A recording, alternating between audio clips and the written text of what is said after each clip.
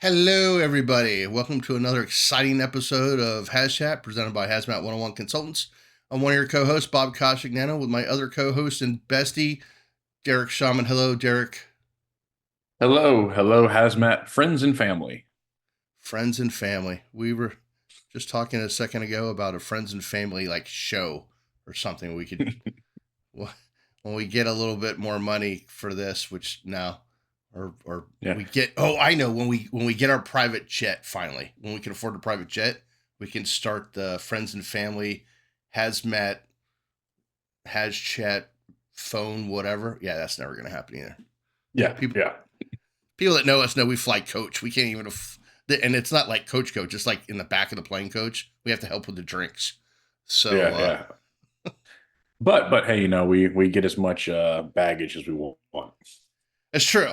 That's true. And for those of you who don't know, I don't know. Did we ever wear the shirts "Don't Stand Up" on plane tops? I don't think we ever wore those on the show. I don't think we've ever recorded with those shirts. Okay, so we got to remember. Maybe next time we'll record with the shirts. Derek got us some shirts because I'm notorious for when the plane stops, I stand up. I'm one of the yes, I'm one of those guys for a multitude of reasons. My back's killing me, my knees killing, my hips killing me. It sucks getting old.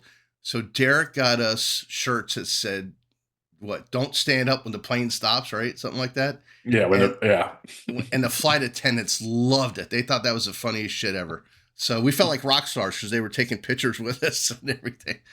That's good yeah. We're stuff. probably on some sort of flight attendant wall of shame or Yeah, something. yeah. Borderline the do not fly list. So Yeah. anyway, so this month, this is gonna be for March. We've had a lot of things happen last month or two, and I know we've done a show in the past about multi-jurisdictional incidents. Specifically, we talked about the shipping accident in Baltimore.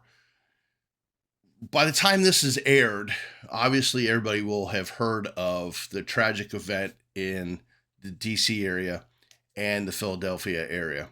So we're not going to be going too much into the multi jurisdictional aspect of it as we are the arriving unit part of this puzzle. To start with the DC area, since that one happened first, you had multiple agencies. So again, that goes into multi-jurisdictional thing. I'm talking. They rattled off what, Derek, like 10 different fire departments. I think it was a boatload uh, of fire departments. Some of which we've taught at, yeah. and great people, all of them. So they were, considering the tragedy, um, they had their hands full, and there was a lot of stuff that was going on, with a lot of pieces, and then you add the Department of Defense aspect of it. So there's a lot of things happening there. So we'll talk about that in a second, and then we're going to talk about the Philadelphia area incident where that plane crashed into that neighborhood, and how the responders in both these incidents had to take care of multitude of things besides potential fire in DC, which they really didn't have because it landed in the water. But the fire, the contamination, the just a simple tragedy of trying to find hopefully survivors, and as we know in both instances there weren't any. So Derek, why don't we kick it off a little bit?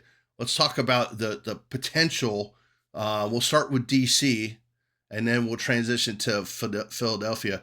Let's talk about the potential hazards with the DC incident. So I mean, obviously you have one of the biggest ones being the hazards that are presented by any kind of debris, any burning fuels, things along those lines.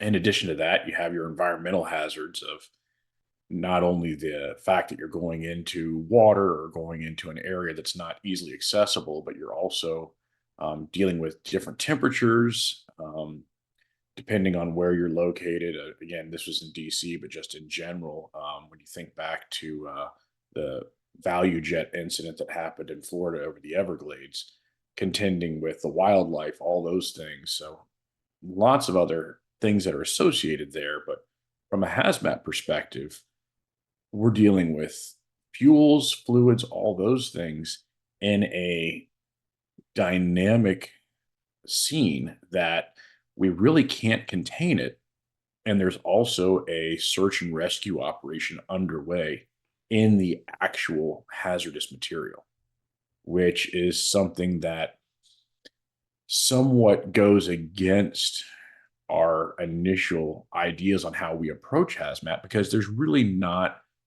in situations like this, a good level of PPE to choose. You're going to use the PPE that's available to you. Doesn't necessarily mean it's rated for that. Doesn't necessarily provide you all the comforts that we usually have.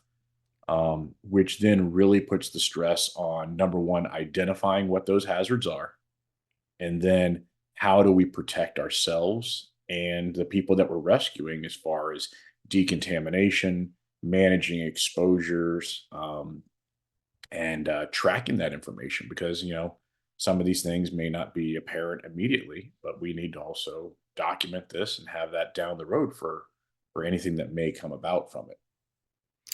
Yeah, and I will tell you too, from when I was a fireman on Tower One, which before we had a heavy rescue, Tower One was essentially a heavy rescue. We did dive, high angle, and hazmat. So from the dive aspect, I can tell you, just simply going into murky water that you can't see your hand in front of your face, that in of itself is not fun.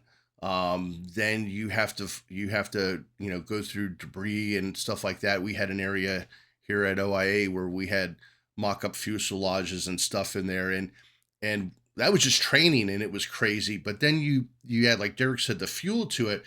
How many people, how many hazmat teams, if you have a dive team, or let's say your sheriff's department recovery team, how many of you train with them to decon that diver? And do you have a process for deconning that diver? Most I I would hazard to say most dive teams these days use dry suits. I don't know that there's too many that are still just using wetsuits. I'm sure there could be some out there, but and that brings a whole nother element to it. But just think of the decon. What are you going to use? Do you already have it on scene? Do you have to wait for it? I will tell you right now, if somebody's going in the water, I don't care if it's a lake, uh, a river, or whatever, before they get in, there's an engine company on scene. I guarantee there's an engine company on scene. Pull a booster line, a trash line, whatever, and have that ready for when they go in the water. Yeah, definitely. And I mean, this is also something where air monitoring is, again, side by side with that search and rescue operation, because you have a hydrocarbon that is going to be floating on the surface, Good potentially point. producing flammable vapors, not to mention the respiratory concerns. I was telling Bob, when I heard, when obviously this happened, the first thing that popped into my mind was I had remembered reading about the 1982 Air Florida crash that also ended up with an aircraft going down in the Potomac River, and reports of people who were blinded, uh, long-term permanent blindness due to exposure to the jet fuel in the water. Yeah. So, those things you're going to have, whether it's your responders, your survivors, or your good Samaritans, who, not everyone's coming with a dive suit. Not Right. everyone, like, people are going to jump into action, and they're going to try to help when they can help. And being prepared for a mass casualty, mass decontamination event like that, where it's not our typical setup, is gonna be tough. I'd really be interested to hear, what kind of plans maybe some other entities have, as far as anything related to their aircraft emergencies, water rescues, things along those lines. Because I've always taken a little bit of an issue with our MCI procedures in the fire service and emergency response, because they are always, they really have their roots in aircraft crashes. A lot of the MCI practices we have come from the uh, the plane that went down, and I believe it was, I don't want to get it wrong. I want to say maybe Salt Lake City. I can't remember. It's the one that basically cartwheeled down the Heartwood. runway Yep. and ended up in the cornfield. Yeah. A lot of our MCI practices came from that, as far as like identifying where people are, these things. But we really haven't developed as much on the hazmat aspect of it, or the exposure. We work on the triage and rapid treatment and decision making, but we need to look at that element of the other hazards that are associated as far as decontamination, but also what risk it is to the scene while we're still trying to stabilize it. How can our hazmat resources be deployed to work in conjunction with that? And that brought up a conversation for Bob and I with our agency. We were, in my mind, fortunate that we have a division of our special operations.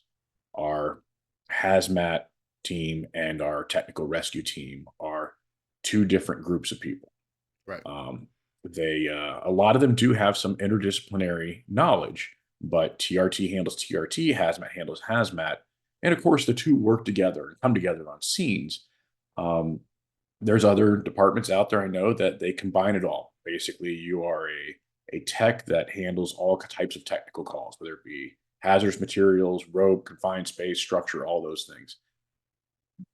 The question that I would pose to departments on that aspect is, when you have those two events occurring simultaneously, an actual rescue event that needs some sort of collapse response or confined space or VMR or something like that, and a hazardous material is also involved, do you have the resources to be able to do that if your personnel are shared discipline?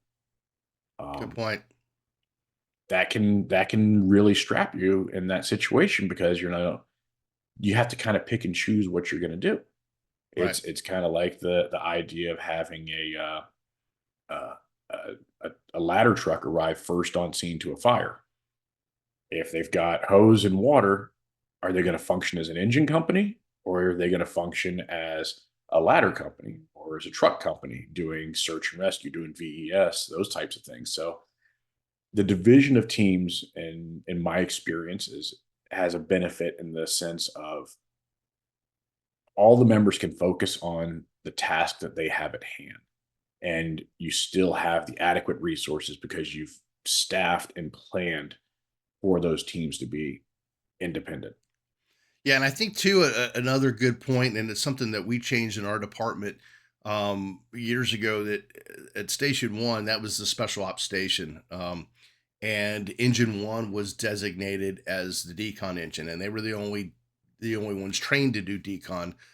And what we realized later on was we can't have a single unit do decon because what if they're somewhere else or whatever? So we eventually, and it took a little bit of time, we eventually trained all the engine companies, every single engine company, on how to do decon.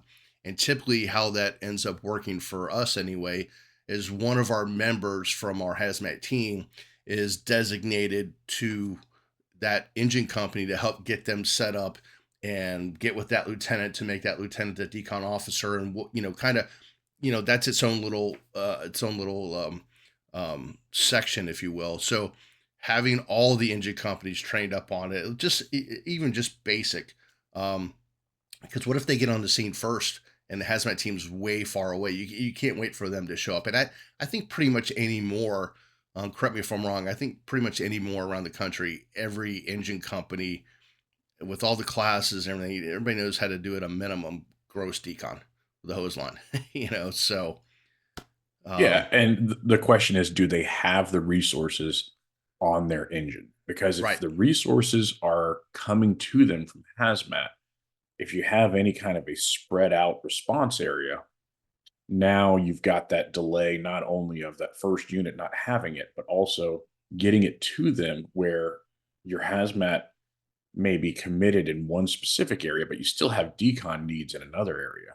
right, So having a bare minimum mass decon of, some soapy water and brushes that they can use, something along those lines, just is going to make a huge difference for handling any kind of an MCI or large scale event that's spread out over a large area. And we always like to practice when we do training with whether it's mass decon or anything else, we're going to have a corridor. It's the decon corridor. That's where people are going to go. Yeah, that didn't People are work. going to be coming from multiple locations, and you may have to set up multiple decon areas. Right. Um, I'm sorry, your in a skin's on situ- fire. You gotta come over here. Your skin's burning from acid. You gotta come through the decon corridor. Get out of here. yeah, and we always talked about that with downtown and our target hazards and stuff there, where we would try to corral people. And obviously, if you have a nice visual of where people can go, then that's going to be kind of you can kind of corral them in that direction. But the reality is people in a panic or people in pain are going to scatter Right. and try to find relief and try to find safety. So having the flexibility of having your first in companies, those operations level personnel, able to set up some form of decon that is maybe a little bit more than just blasting people with a hose line, Right. um, being able to give them that initial gross decon, but then having soap available to be able to wipe them down to get a hydrocarbon off of them or something else that is viscous, not water soluble. That's something that's super simple to do. I mean, some dish soap in a squeeze Yeah. bottle, Yeah, and that's and cheap. And having a bucket, it gets you there. yeah, and that's some of the things we talk about in our hazmat ops review class. So let's transition. So we've gone from the incident in the water. Now let's go to the Philadelphia incident, where now we've got a jet coming at a high rate of speed. I've talked to some friends up there that are on the job up there, and they said his exact words were, "It looked like a war zone." Um, Mhm. and from my understanding, okay, so you got burning fuel, obviously. You've got burning cars. You've got burning row houses. From something I read, there was natural gas line ruptures, and then just the debris field itself. There's a lot going on, and from my understanding, what really helped those responders were a lot of them were part of that FEMA team for that Mhm. for Pennsylvania. So they had a good core representation of how a multi-jurisdictional thing would operate. So we won't dive it down that route too much. But I think some of the first arriving units, in some ways are similar to us in Orlando, is where we have ladder companies that are part of hazmat team. Well, now you've got buildings on fire, you got rescue potentially, so and that kind of throws me back. I was not there, but Derek and I both had good friends that were. The Pulse incident we had here in Orlando, where the second due arriving engine, I think it was engine 101, and that's one of our core hazmat engines. So they had to go from literally doing triage to transitioning to the hazmat aspect because of decontamination for bio. EOD team was there, which for our department, EOD is part of the fire department, not police. So our hazmat team interacts with them. So they had to switch their hats multiple times throughout that incident. So I, the Philadelphia incident, I'm sure those guys and gals had to do the same thing. But let's talk a little bit about that, because there is no, I mean, there was so much destruction and fuel and everything, and take into account what might be going to the storm drains. Yeah, yeah. So I mean, with anything like that, again, we're going into a scene that it's not a release. It is a complete rupture and failure of a system. So there's going to be debris places. There's going to be all these other concerns. You're going to be encountering people who are injured, who are panicked running. And while that's being handled by your initial responding units as the hazmat teams coming in, or as your initial units are even sizing it up, finding out what hazards are there. We know it's an aircraft. We automatically know we've got fuel.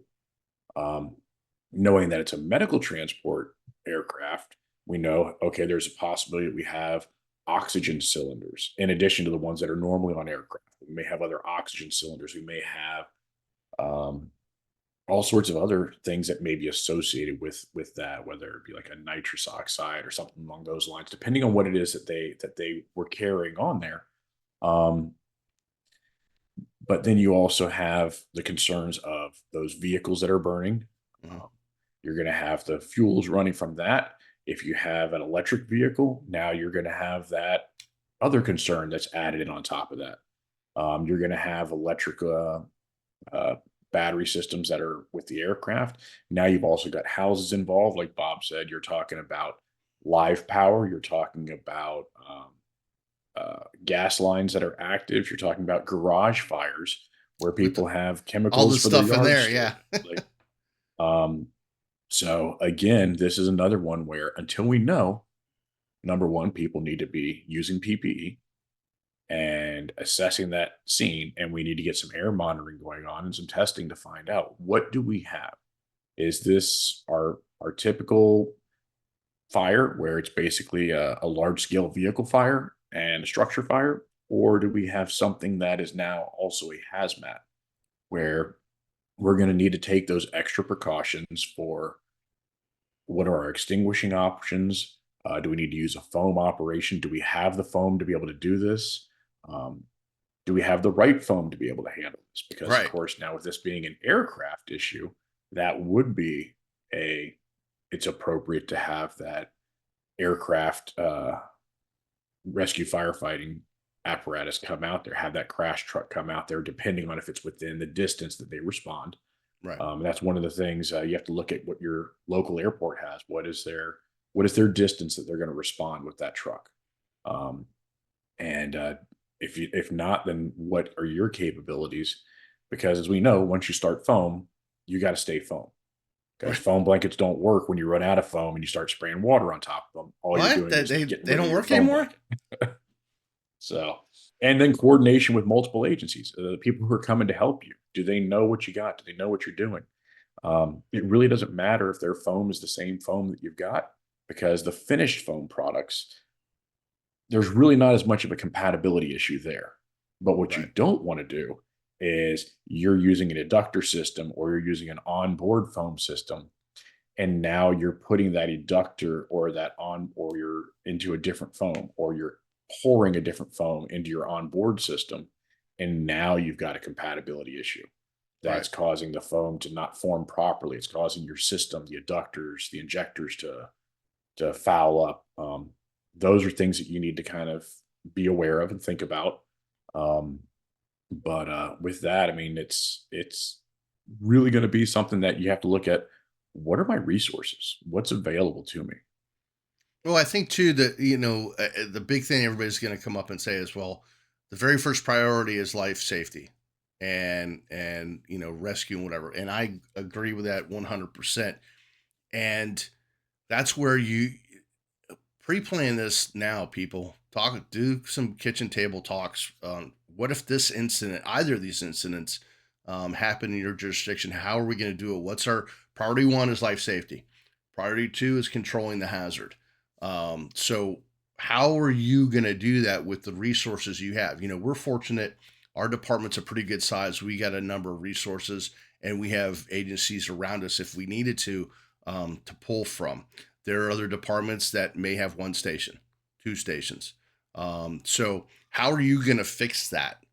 It's easy for us to say, "Hey, we're going to do this," but how it works for us with 500 and some odd people is not going to work for you. That's got 10 or 15 people. So who are you going to call? Start making those connections now instead of 3 o'clock in the morning when something happens, and do some drills, set up some scenarios, and the as our motto has always been, when you're through learning, you're through. That's the company motto. So I encourage everybody listening to do that now, practice it now, make those contacts now, because as we talked about this on a previous show, the reason why so many things went well with the Pentagon incident is because those top commanders ate lunch together, they played golf together, they knew each other ahead of time. So when they were calling each other on the cell phones or whatever, they already had a pretty good idea of what was going to happen and transpire. So, um, anyway, any last final thoughts on that one?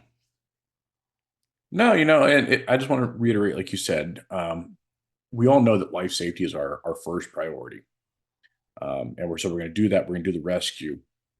I would say that the hazmat response is part of the life safety aspect. So we have to also be thinking about that. That's where you need your incident command looking at, okay, we've got this. Let me get more resources here.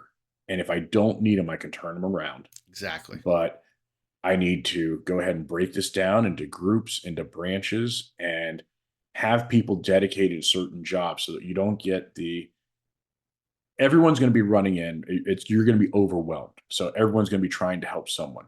What you don't want to have is a loss of awareness of what you've got going on to where you're creating potentially more victims or Right. uh, more concerns down the road. So trying to get a hold of it by getting those resources there, allocating them, and having an organized approach to it as much as possible in a chaotic event as that. That's what we as responders are bringing. We're trying to bring order to chaos. We're Right. trying to handle that. And my my utmost respect for the agencies that responded to both of these incidents. It Absolutely. sounds like they were faced with something that I could only imagine, and even my imagination would not be close to what they had. But Yeah. everything looked like it was very well coordinated, and the response It was it did. phenomenal. Yeah, in both instances, you're right. We've got friends that work in both of those areas, and it sounded like from the reports we're getting, everybody was, right on the same page, and you know that that's kudos to them because they've practiced it and trained it, and unfortunately, we have to do that, but that's why we're here, and it's for somebody else's bad day, So, um, Yeah. at any rate. All right. Well, we are going to wrap this one up. We will be this episode, as I said, is going to drop March 1st. So by then, we're going to be getting ready for Massachusetts, Michigan, Oklahoma, more than likely Baltimore, um, and gigs in different places at different times doing different things. So please feel free to hit us up when you see us.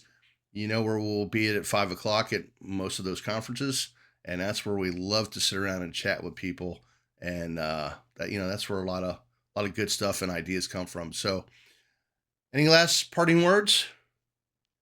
No, it's another good time of jumping online here and talking about some hazmat stuff, even though it's kind of outside of our normal hazmat. We're kind of stretching our wings and looking at how hazmat is more than just the we're going to a chlorine call. Let's put on that B kit. There's a Right, lot more to hazmat than that. So there is. uh, hazmat is going to have a greater demand as we continue to move forward as we're finding more and more, we're learning more and more about where hazmat actually has a role in a lot of calls. So And just an opportunity to talk about it. This was a fun one for me.